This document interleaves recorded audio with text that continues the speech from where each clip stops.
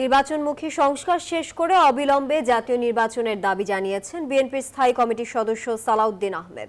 এ সময় স্থানীয় নির্বাচন যারা আগে চায় তারা নির্বাচন বিলম্বিত করার ষড়যন্ত্র করছে বলেও মন্তব্য করেন বিএনপির এই নেতা।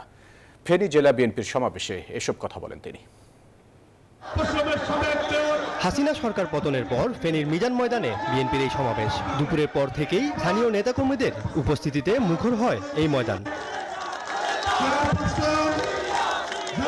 দীর্ঘদিন পর এমন সমাবেশে উপস্থিত হয়ে স্বৈরাচার পতনের স্বস্তি প্রকাশ করেন কর্মী সমর্থকরা। দাবি জানান দ্রুত নির্বাচনের। আজ 16 বছর পর মিজান ময়দানে বিএনপি মহাসমাবেশ হচ্ছে।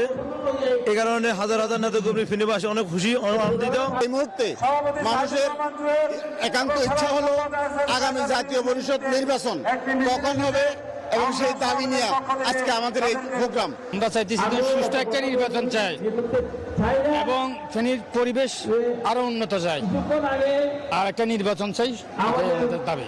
সমাবেশে যোগ দেন স্থায়ী কমিটির সদস্য সালাউদ্দিন আহমেদ। গণহত্যায় জড়িত থাকার অভিযোগ রাজনৈতিক দল হিসেবে আওয়ামী লীগকে বিচারের আওতায় আনার দাবি জানান তিনি।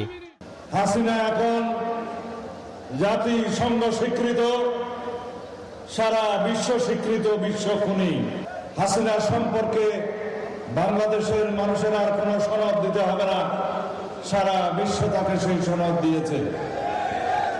এখন শুধু দরকার ফ্যাসিস্ট হাসিনা এবং তার দোসরদের গণহত্যা এবং মানবতা বিরোধী অপরাধের দায়ে বিচার নিশ্চিত করা।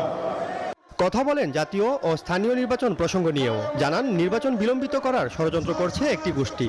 দ্রুততম সময়ের মধ্যে গণতান্ত্রিকভাবে একটি সুষ্ঠু নির্বাচনের মধ্য দিয়ে জাতীয় নির্বাচন অনুষ্ঠান এবং স্থিতিশীল একটি রাজনৈতিক সরকার প্রতিষ্ঠা সেদিকে মনোযোগ দিন। আগামী 25 ফেব্রুয়ারি পর্যন্ত 64 জেলায় একই দাবিতে সমাবেশ করবে বিএনপি। আহাদ চৌধুরী, নিউজ 24, ফেনী।